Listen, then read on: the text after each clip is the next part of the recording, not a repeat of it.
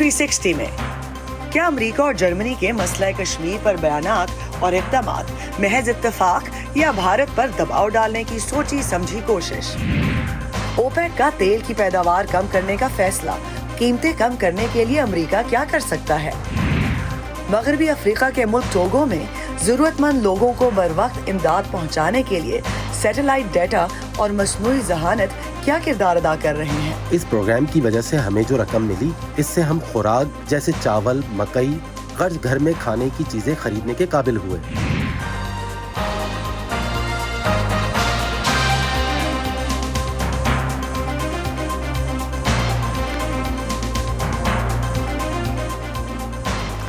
Voice of America के Washington studios में आप सबको खुशामदीद। आप देख रहे हैं प्रोग्राम व्यू 360 और मैं हूं इरम अब्बासी। जर्मनी की वज़ीर ख़ारजा के कश्मीर के मुतनाज़े ख़ित्ते पर बयान के बाद भारत की जानिब से एक बार फिर उस तनाज़े को दो तरफ़ा करार देने के दरीना मौक़िफ़ पर इसरार किया गया है।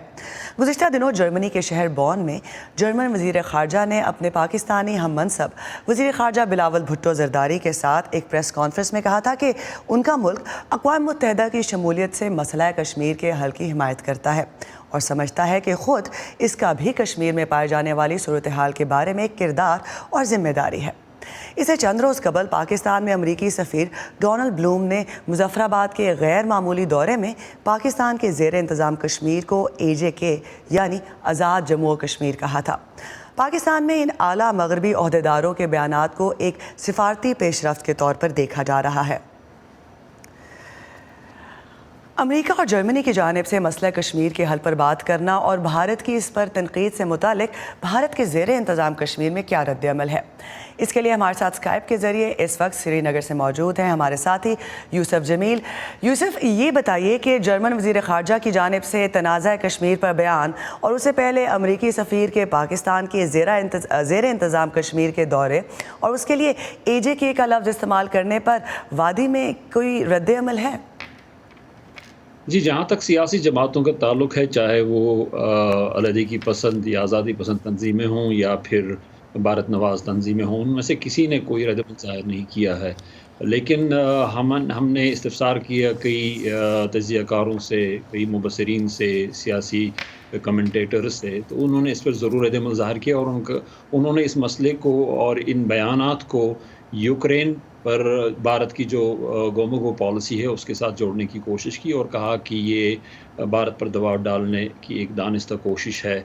जहाँ तक आम लोगों का ताल्लुक़ है, वो कोई ज़्यादा पुरुम्मीद नहीं है इस सिलसिले में, बल्कि वो कहते हैं कि जब भी इन ममालिक बिलखुसूस अमरीका, जर्मनी और उनके जो दूसरे इत्तेहादी हैं, उनकी जब भी उन्हें अपने मफादात जब भी उनके मफादात की बात आती है तो वो कश्मीर का ज़िक्र करते हैं और जब कश्मीर में उनकी ज़रूरत होती है तो वो उस पर बिल्कुल खामोश रहते हैं।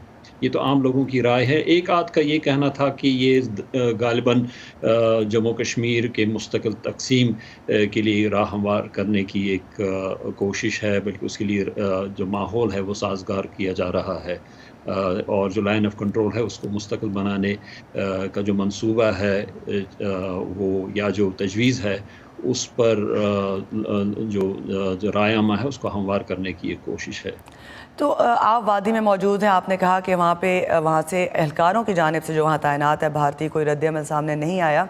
ये बताइए कि वहाँ पर समाजी कारकुन जो हैं वो इस हवाले से क्या कह रहे हैं और सिक्योरिटी की सूरत हाल जो है इस वक्त वो कहाँ पर आप देख रहे हैं खड़ी है? जहाँ तक सिक्योरिटी की सूरत हाल है, बज़ाहिर तो अमन कायम है, लेकिन आए दिन यहाँ पे जो अस्करियत पसंद है और उनके और सिक्योरिटी फोर्सेस के दरमियान झड़पें होती हैं। सिर्फ एक दिन पहले सरहदी जनूबी ज़िला नताग में 2 मुबैना अस्करियत पसंद मारे गए थे। इसके अलावा भी जो सिक्योरिटी के जो मामलात हैं वो भारतीय हुकाम के मुताबिक तसली बख्श हैं, यहाँ पे अमन कायम हुआ है। लेकिन जो यहाँ की सियासी तंजीमें हैं वो कहती हैं कि इसको अमन नहीं कहा जा सकता, बल्कि ये कब्रिस्तान की खामोशी है। और दिल्ली में इस पर रद्द-ए-अमल ज़रूर हुआ है। जो वहाँ के जो फॉरेन मिनिस्ट्री के स्पोक्स पर्सन है अरिंदम बागची, उन्होंने इस पर ज़रूर अपनी राय का इज़हार किया और भारत के इस मौक़िफ़ को दोहराया है कि ये कश्मीर एक दो तरफ़ा मामला है और इस पर किसी भी तीसरे मुल्क या इदारे की सालिसी या मुदाखलत की कोई गुंजाइश नहीं है। یوسف جمیل ہمارا ساتھ دینے کے لیے بہت بہت شکریہ.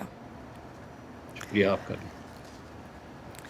اس سلسلے میں نے بات کی دی ولسن سینٹر میں ساؤتھ ایشیا انسٹیٹیوٹ کے ڈائریکٹر مائیکل کوگلمین سے اور پہلے پوچھا کہ اسلام آباد میں تعینات امریکی سفیر ڈونلڈ بلوم کا پاکستان کے زیر انتظام کشمیر کا دورہ اور جرمن وزیر خارجہ کی جانب سے تنازع کشمیر کے حل کا مطالبہ ایک ہی وقت سامنے آنے کے پیچھے کیا یہ محض اتفاق ہے یا کچھ اور؟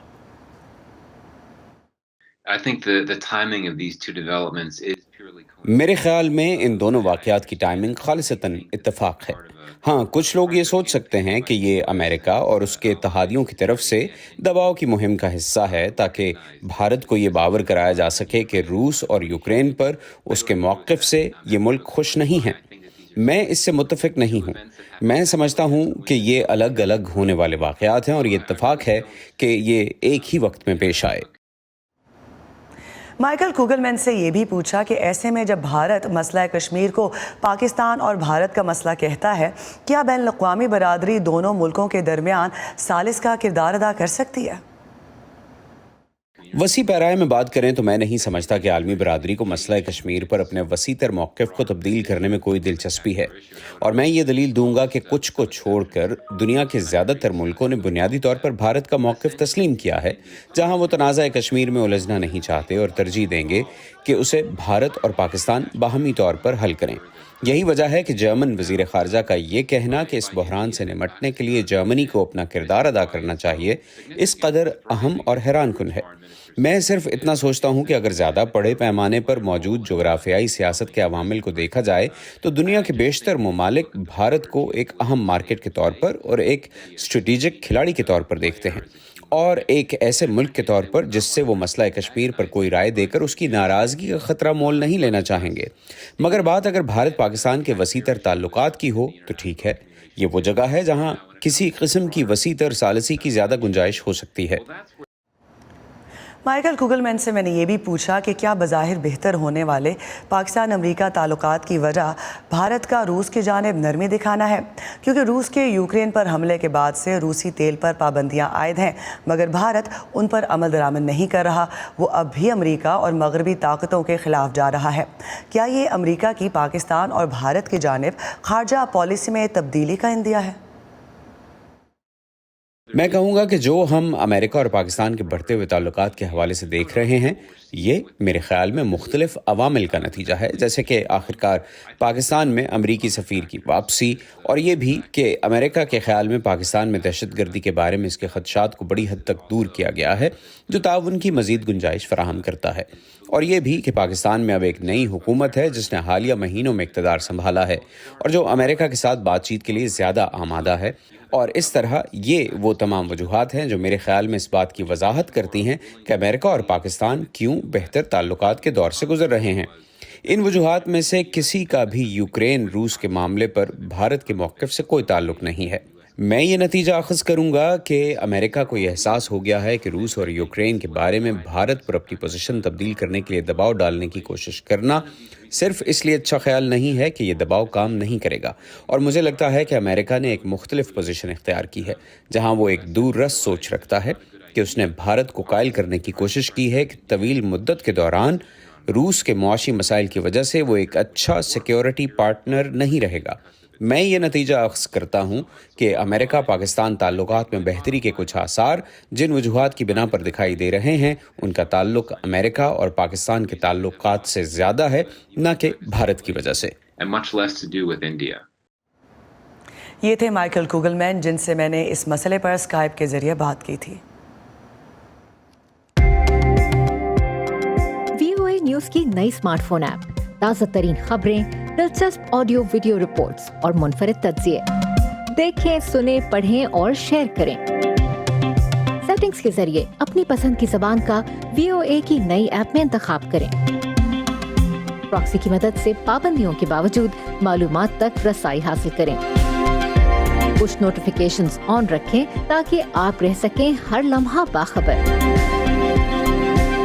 VOA نیوز کی نئی smart phone app download کیجیے گوگل پلے اور ایپ اسٹور سے.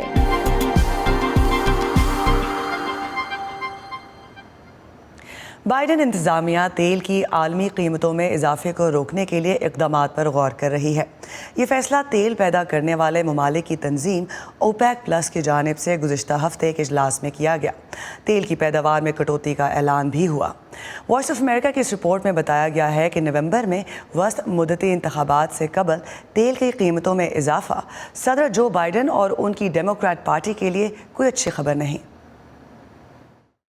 اب جبکہ امریکہ کے وسط مدتی انتخابات میں 5 ہفتے سے بھی کم رہ گئے ہیں اور ڈیموکریٹس کو امید ہے کہ وہ کانگریس پر اپنا کنٹرول برقرار رکھ پائیں گے، بائیڈن انتظامیہ پیٹرول کی قیمتوں کو قابو رکھنے میں کچھ کامیاب ہو رہی تھی اور اس سال کے شروع کے مقابلے میں پیٹرول کی قیمتوں میں $1 فی گیلن سے زیادہ کمی ہو چکی ہے، باوجود اس کے کہ یوکرین میں جنگ کے باعث تیل کی قیمتوں میں اضافہ ہوا ہے۔ لیکن یہ اوپیک پلس کے پچھلے ہفتے کے اس فیصلے سے پہلے کی بات تھی کہ اگلے مہینے سے تیل کی پیداوار میں 20 لاکھ بیرل یومیہ کی کٹوتی کی جائے گی۔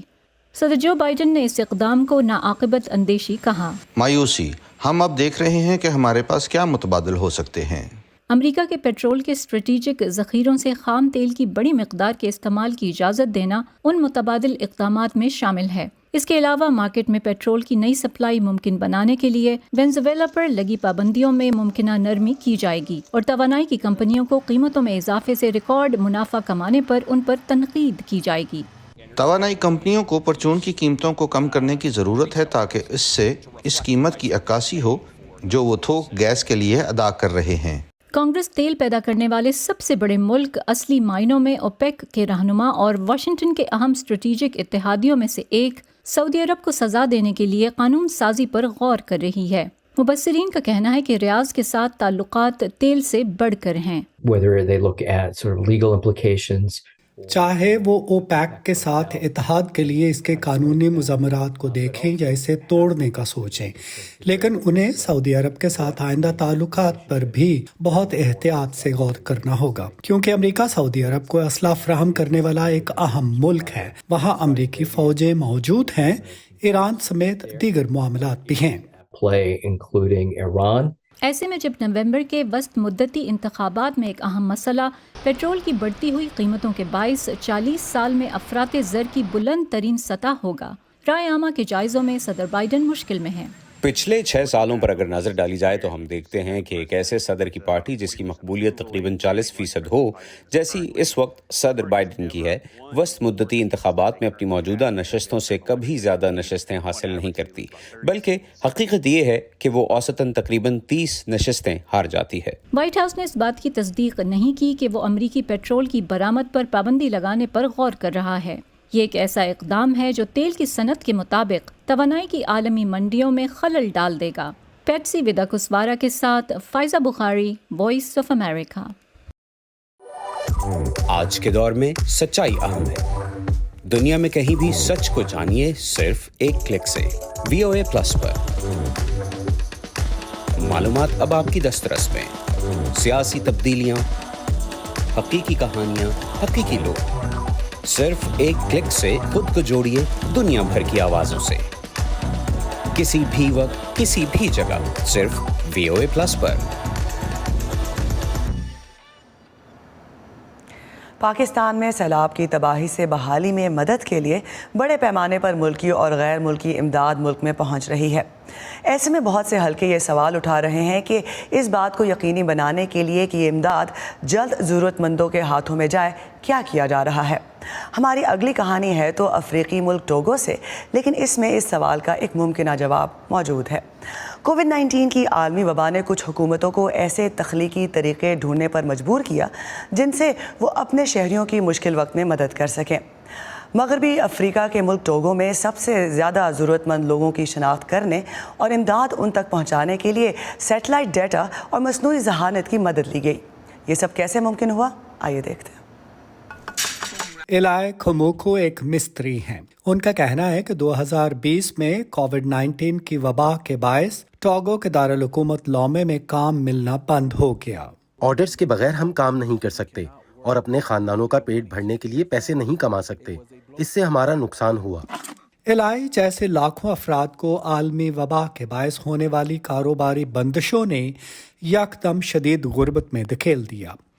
हुकूमतों ने इमदाद देने की कोशिशें की, ताहम यूनिवर्सिटी ऑफ कैलिफोर्निया बर्कले से मुंसलिक साइंटिस्ट एमिली आइकन के मुताबिक इन कोशिशों की आड़ में एक बड़ी रुकावट मौजूद थी। मसला ये है कि कई ममालिक में, खास तौर से निचले और दरमियाने दर्जे की आमदन वाले ममालिक में इस बारे में काफ़ी डाटा दस्तयाब नहीं था कि इमदाद का मुस्तहिक कौन है। वसी देही इलाकों पर मुश्तमिल 80 लाख आबादी के मुल्क में सबसे ज्यादा जरूरतमंद लोगों को कैसे तलाश किया जाए। एमिली के बॉस जॉश ब्लूमेनस्टॉक का कहना है कि इसमें सैटेलाइट से ली गई तस्वीर ने मदद की। अगर आप या मैं गूगल मैप्स पर या सैटेलाइट डाटा मुहैया करने वाली किसी और कंपनी की वेबसाइट पर जाकर किसी कस्बे की फिजा से ली गई किसी तस्वीर को देखें तो आप अंदाज़ा कर सकते हैं कि ये कोई खुशहाल इलाका है या नहीं। अक्सर अमीर घरों की छतें धात की बनी होती हैं, निस्बतन गरीब घरों की छतें गारे की बनी होती हैं। अमीर मोहल्लों में पक्की सड़कें, घर बड़े प्लॉट्स पर बने होते हैं और बाढ़ वाले मकानात एक दूसरे से ज़्यादा फासले पर मौजूद होंगे, तो इन तस्वीर में बहुत सी मालूमात मौजूद होती हैं। रिसर्चर्स ने आर्टिफिशियल इंटेलिजेंस की टेक्नोलॉजी को इन रुझानात की शिनाख्त करने की तरबियत दी। आर्टिफिशियल या मस्नूई ज़हानत ने टोगो के सबसे गरीब इलाकों का एक नक्शा तैयार कर दिया। अगला मरहला इन इलाकों के ज़रूरतमंद तरीन लोगों की निशानदही था। लिहाजा उन्होंने आर्टिफिशियल इंटेलिजेंस को मोबाइल फ़ोन के इस्तेमाल के रुझानात की जांच पर लगा दिया। अमीर लोग गरीब लोगों के मुकाबले में ज़्यादा कॉल्स करते हैं। ये भी हो सकता है कि वो ज़्यादा इंटरनेशनल कॉल्स करें क्योंकि वो बहुत महंगी होती हैं। हो सकता है वो ज़्यादा मोबाइल डाटा इस्तेमाल करें क्योंकि उनके पास स्मार्टफोन्स होते हैं, जबकि गरीब लोगों के पास फीचर फोन्स होते हैं।